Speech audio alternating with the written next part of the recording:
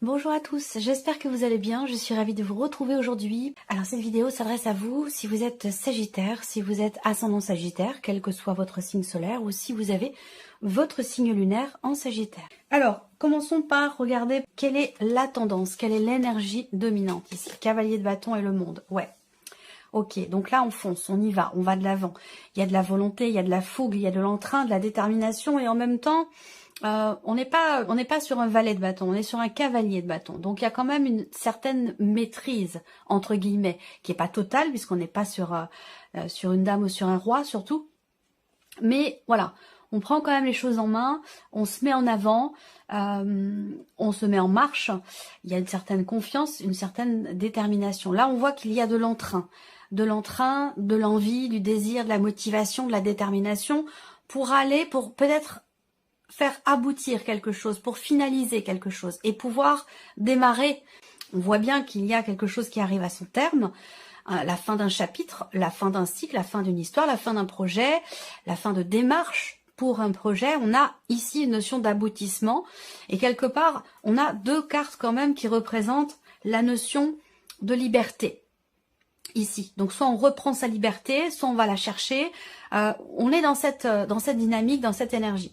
Le monde, c'est vraiment l'idée que on a quand même, d'une part, la notion d'achèvement, la notion d'aboutissement, mais aussi la notion quand même de fin de cycle qui est très importante. Ici, cette carte-là, c'est vraiment l'idée qu'il y a quelque chose qui se réalise, qui aboutit, et qui du coup arrive à son terme, va laisser place à quelque chose d'autre, à quelque chose de nouveau.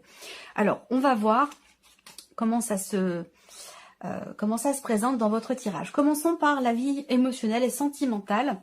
Alors, vie émotionnelle et sentimentale avec ici le petit, le normand, un mouvement ici. Bon, il y a une fluidité. Les principaux, j'allais dire les principaux mots-clés, et puis bien sûr je vais développer, mais les principaux mots-clés ici pour la vie sentimentale, c'est l'ouverture, les interactions, le mouvement.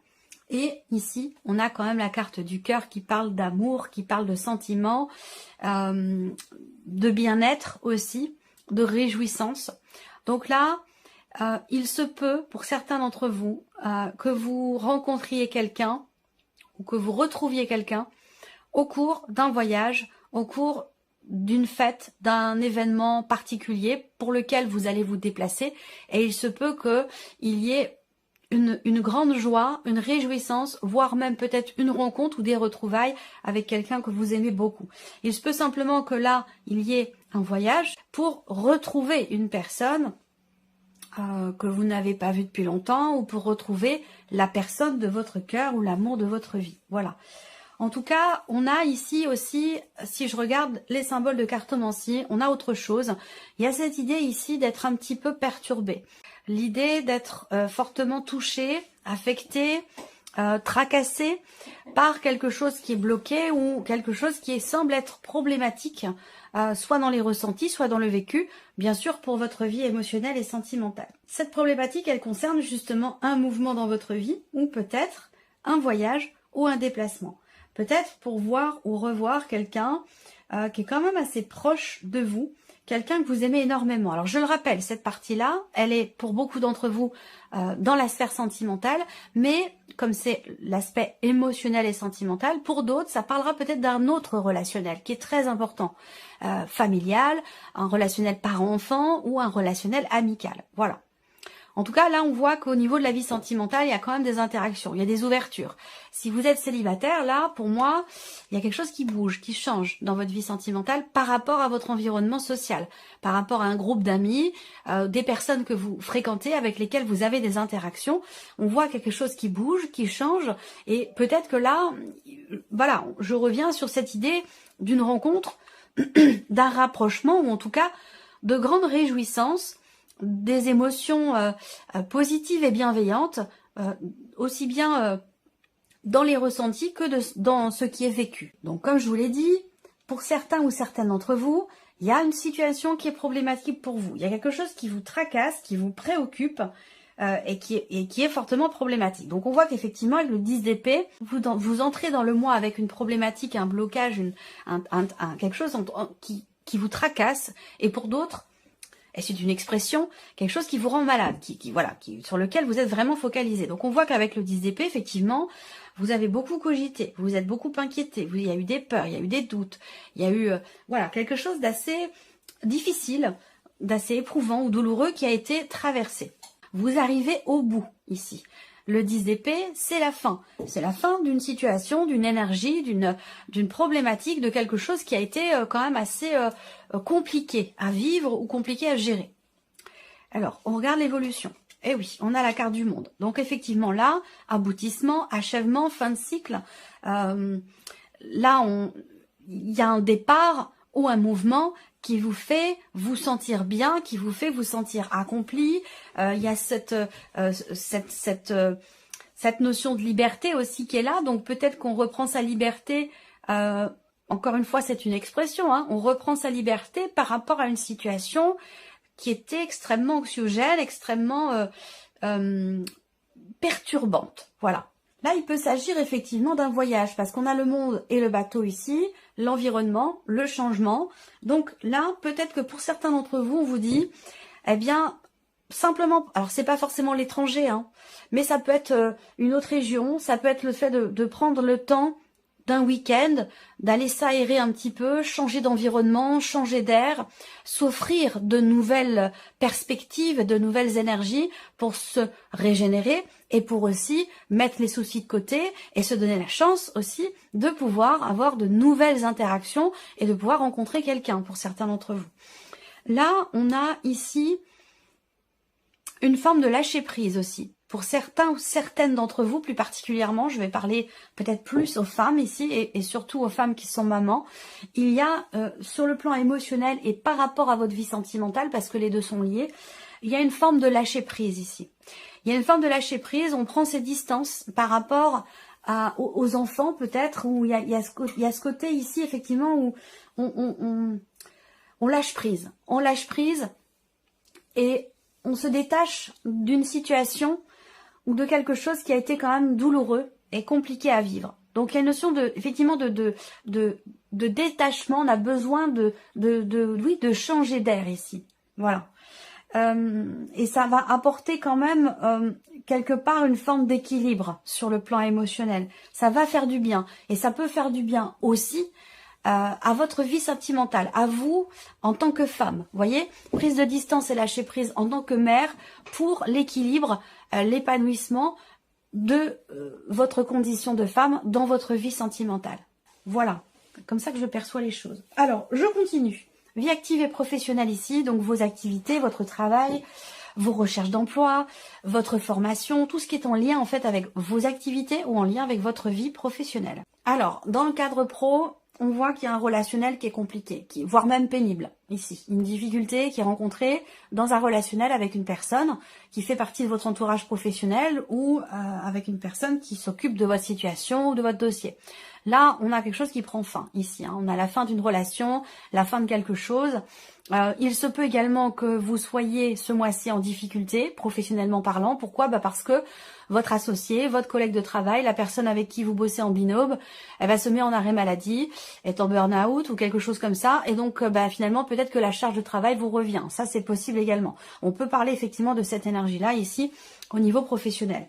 Ce que je peux voir aussi là, sur la sphère pro, c'est qu'il y a, dans un premier temps, on me parle de propositions. On me parle également de projets. Et que par rapport à ça, il y a des choses qui sont bloquées. Voilà. On va parler de blocage, on va parler de retard. Après, on a quand même ici, toujours avec les symboles de cartomancie, tout ce qui est en rapport avec des propositions, en rapport avec des projets, effectivement quelque chose qui bloque. Et on peut vous dire ici que il va d'abord être question de régler les problématiques qui sont rencontrées, de débloquer ce qui semble être bloqué pour pouvoir continuer de faire évoluer un projet ou une proposition à un moment donné qui est faite. Je ne sais pas si c'est vous qui faites une proposition ou quelqu'un qui est en face de vous, mais on va parler ici quand même d'avoir à régler finalement ce qui est à l'origine des retards ou des blocages dans le cas de certains projets. Alors, on continue. Regardons avec le tarot, vie active et professionnelle. 6 de denier. Alors, il est question d'une aide financière. Il est question d'un soutien. Donc là, On peut parler effectivement, alors c'est peut-être pas forcément votre collègue, hein, ça peut être vous qui vous mettez en arrêt de travail, en arrêt maladie, parce que voilà, vous vivez quelque chose de trop difficile dans la sphère professionnelle et qui peut très bien être sur un plan relationnel, c'est possible. Donc là, on a une dimension financière ici, par rapport au travail, à la vie pro, où on parle ici d'une aide financière, d'un soutien. Donc il y a peut-être un projet où il est question de faire des démarches peut-être pour obtenir une aide ou un soutien financier, que ce soit dans le cadre d'un arrêt maladie ou que ce soit par rapport à un projet. Là, on a le 3 de coupe. Donc c'est intéressant parce que le 3 de coupe représente ici le fait que il y ait soit une bonne nouvelle, soit quelque chose qui met dans la joie. Par rapport peut-être à de l'argent, par rapport à du financier. On a une notion de réjouissance ici par rapport au fait que quelque chose change fondamentalement ou par rapport à une situation qui prend fin ou qui s'arrête ici. Il y a peut-être un événement ou une date importante, quelque chose qui fait que ici avec le 3 de coupe, on est quand même dans la réjouissance. On va regarder la dernière carte ici, le cavalier de coupe. Ok. Cavalier de coupe ici, c'est une carte de mouvement. C'est une carte de mouvement, donc on va quelque part, on va dans quelque chose, on va vers quelque chose. Et ce cavalier de coupe, il va vers où? Il va vers ce qu'il a toujours souhaité au plus profond de lui. Voilà. Donc c'est l'idée d'avancer vers ce qui nous fait du bien et quelque part de se distancier de ce qui a pu nous être pénible à un moment donné, que ce soit une situation professionnelle ou que ce soit un relationnel dans le cadre du travail ou dans le cadre d'une formation ici. On va de l'avant, on va vers ce que notre cœur nous souffle quelque part. On suit ses émotions, ses ressentis, ses intuitions, et on va dans une direction qui, évidemment, potentiellement, nous fait du bien. Il y a vraiment ici quelque chose qui se remet en mouvement dans la sphère professionnelle. Est-ce que c'est par rapport à une dimension financière ou par rapport à peut-être une bonne nouvelle concernant la fin d'une situation, concernant une finalité ou dans quelque chose qui change fondamentalement par rapport à une situation pénible ou difficile? Alors, on continue. Ici, on a l'aspect matériel et financier pour vous, amis Sagittaires. Et donc, bien sûr, les poissons qui représentent l'argent, les mouvements d'argent, les transactions, les projets également. Ça représente votre trésorerie, votre situation financière. Là, il y a ici la banque. Pour certains d'entre vous, le banquier ou la banquière. On a avec ces cartes-là une signature. On a des papiers, des documents importants, un contrat. Voilà, il y a quelque chose qui se conclut et qui se signe ici. Pour la banque, avec la banque, pour un achat, pour une vente, pour une transaction. Il y a une notion de transaction, il y a un mouvement d'argent qui est en rapport direct avec le foyer, la famille, ou qui concerne ici un bien immobilier. Donc on peut parler de vente ou d'achat. En tout cas, on a une notion de transaction immobilière qui se conclut ici. Voilà. Donc bon, j'ai quand même la dimension financière. Je pense pas qu'on me parle de location ici, mais après tout, pourquoi pas? Si vous êtes en attente de pouvoir conclure quelque chose dans ce sens, c'est possible également. Voilà. Mais en tout cas, on a au niveau des finances une notion de stabilité, une gestion qui est quand même assez carrée, des mouvements qui sont sécurites, mouvements d'argent qui sont peut-être calculés, il y a vraiment cette notion de stabilité ici. Donc soit on fait les choses un petit peu au feeling aussi, on suit son intuition pour pouvoir garder une stabilité financière ou pour pouvoir atteindre une stabilité financière. Ensuite ici, qu'est-ce qu'on a avec le tarot? La roue de fortune. Donc effectivement, on parle encore une fois de fin de cycle. Vous avez un tirage quand même, ça peut être un tournant. Vous avez quand même 2 fois la carte du monde, vous avez l'impératrice, vous avez la roue de fortune, vous avez le jugement. C'est quand même un mois, vous avez la lune aussi au dos ici. Suivre ses ressentis profonds, ses intuitions. Là, il y a une guérison émotionnelle. Là. Il y a une guérison sur un plan émotionnel. Oui, si vous regardez la vie émotionnelle, là, vous sortez de quelque chose de lourd. Vous repartez de zéro. Nouveau départ ici, là, très clairement, avec une certaine abondance dans les émotions et dans les sentiments. Donc, il y a un mieux-être au niveau de la vie émotionnelle ou de la vie sentimentale. Donc, je reviens ici aux finances, à tout ce qui est matériel et financier. La roue de fortune, c'est un mouvement. C'est une carte de mouvement, c'est une carte aussi qui représente la fin de quelque chose, pas forcément un aboutissement, mais il y a un cap qui est passé. Il y a un cap qui est passé soit en termes de gestion financière, soit par rapport à une notion d'investissement concernant une transaction ou tout simplement pour vos finances ou votre trésorerie. La roue de fortune ici, elle représente bien quelque chose de nouveau. Quelque chose de nouveau, la fin d'un chapitre qui va laisser place à quelque chose d'autre ici. Donc, si on parle effectivement de transactions immobilières, on peut parler aussi d'un nouveau cycle sur le plan financier où vous allez, ici on va voir les deux autres cartes du tarot, mais pour moi vous allez vers une certaine stabilité. Alors, le 7 de bâton ici, pour moi, indique le fait qu'il est question pour vous d'aller au bout des choses, de finaliser, de pouvoir passer à autre chose. Il y a cette notion ici de ténacité, là. Il y a une ténacité qui est, on affronte les obstacles, voilà, on tient bon, on faiblit pas, quels que soient les obstacles qui se présentent, on voit bien que vous avez ici un projet, quel qu'il soit familial ou en rapport à un patrimoine, un bien immobilier, on voit bien que là, vous faites preuve de détermination et que quand bien même il y a des obstacles sur votre route, peu importe, voilà, je pense que vous avez un objectif et que vous voulez vous y tenir, vous voulez aller au bout des choses. Et oui, le 9 de coupe. Donc c'est pas mal. C'est pas mal parce que là, au niveau matériel et financier, je pense qu'effectivement, il y a cette idée de gérer, de bien gérer les choses. Peut-être à deux, peut-être en couple.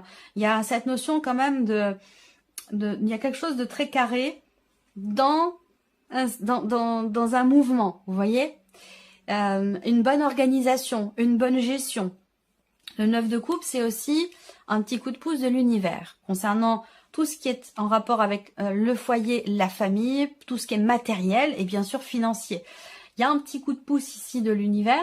C'est aussi la carte qui représente une réussite, une satisfaction. Là, il y a un combat qui est mené pour un changement. Il y a une grande détermination pour aller au bout de quelque chose. Peut-être pour une fin de dossier, fin de projet, finaliser quelque chose et pouvoir continuer, avancer et avoir d'autres projets. Voilà. En tout cas, on a une notion de réussite. Vous avez de belles énergies pour tout ce qui est matériel et financier. Alors, regardons la surprise et l'inattendu. Pour vous les Sagittaires, qu'est-ce qu'on a ici avec le petit Lenormand? Le bouquet qui représente un cadeau, qui représente une surprise, une notion de bien-être. Alors, on va voir en fonction évidemment des autres cartes qui suivent. Là, proposition, surprise inattendue, ça peut être une proposition de travail, une offre d'emploi. Ça peut être aussi un cadeau qui vous est fait venant d'une personne qui vous est très très proche. Donc peut-être que ce cadeau, alors ce cadeau effectivement, ça peut être une offre, comme je vous l'ai dit, une offre d'emploi déjà, premièrement. Deuxièmement, ça peut être quelqu'un de la famille, quelqu'un qui est très proche de vous, qui va venir vous offrir quelque chose. Ensuite, on a cette notion ici, si je regarde les symboles de cartomancie, on a cette notion d'investissement, cette notion d'argent ici. Encore une fois, on parle d'argent, on parle du foyer de la famille. Donc, il peut y avoir une surprise, un inattendu, rapport à ce que je viens de vous présenter ici. Donc, logiquement, la surprise est bonne, hein, puisque on l'a vu avec le 9 de coupe ici, on a une réussite, on a une réjouissance. Et avec le bouquet, eh bien, c'est la même chose. Hein, il y a une surprise. Je pense qu'on est agréablement surpris ici par quelque chose de financier et en même temps en rapport avec le foyer et la famille. Là, je pense aussi que vous pourriez être surpris par quelqu'un de votre entourage, quelqu'un avec qui vous n'avez pas forcément des relations très intimes, très proches ou solides, hein, mais j'ai l'impression qu'il y a quelqu'un de votre entourage qui pourrait vous surprendre dans sa manière de s'investir dans votre vis-à-vis de vous, sa manière de partager, d'échanger avec vous. Et ça peut être aussi quelqu'un qui vous offre quelque chose, qui vous propose quelque chose aussi. Vous pourriez être surpris ou surprise par cette personne. Alors, ici, le tarot. Surprise inattendue, la justice. Donc ça peut être administratif, ça peut être juridique, ça peut avoir un rapport avec tout ce qui est effectivement judiciaire, juridique ou administratif. La surprise inattendue, c'est quelque part ici une notion d'équilibre, d'harmonie et de bien-être. Voilà. Donc, par rapport à quoi? Par rapport à quelqu'un ou par rapport à une situation. Harmonie, bien-être, il y a un rapprochement. Il y avait une retenue jusqu'à maintenant. Et là, on a un rapprochement ici entre vous et une personne assez proche quand même de vous. Je pense que c'est quelqu'un de la famille, un frère, une sœur, ou tout simplement la personne avec laquelle vous vivez. Hein. Je pense que, voilà, il y a une évolution par rapport à une retenue qui était là dans cette relation. Effectivement, vous voyez la retenue, eh bien, vous voyez l'image ici de ce cadre de denier, quelqu'un qui veut retenir quelque chose à tout prix. Donc là, il y a un mieux-être et un rapprochement dans une relation importante. Quelqu'un quand même qui est assez proche de vous. Ensuite, la surprise inattendue, ici, elle peut être aussi concernant de l'argent. Concernant de l'argent, concernant une pension alimentaire, concernant une révision de pension. Voilà. Il y a quelque chose qui va dans ce sens, je pense. Où on voit quelqu'un qui est un petit peu, soit qui est en difficulté financièrement, soit c'est quelqu'un qui est un petit peu près de son argent. Voilà. Et qui n'est pas forcément en volonté de vous donner plus, par exemple, vous voyez. Pour moi, il y a effectivement, il y a une révision de pension. Ça me parle d'une avocate, ça me parle d'une personne, en tout cas, spécialisée dans son domaine. Il va être question de régler quelque chose ici au sujet d'un aspect financier et particulièrement peut-être aussi par rapport à, effectivement, soit une pension alimentaire, soit comment ça s'appelle? Une pension de réversion. Ça peut être aussi ça. Voilà pour vous, amis Sagittaires. J'espère que cette vidéo vous a plu, que ce tirage résonne en vous. Je vous remercie beaucoup de votre écoute, de votre présence, de votre fidélité pour beaucoup d'entre vous. Puis on se retrouve très bientôt pour les prochaines vidéos. Au revoir. Au revoir.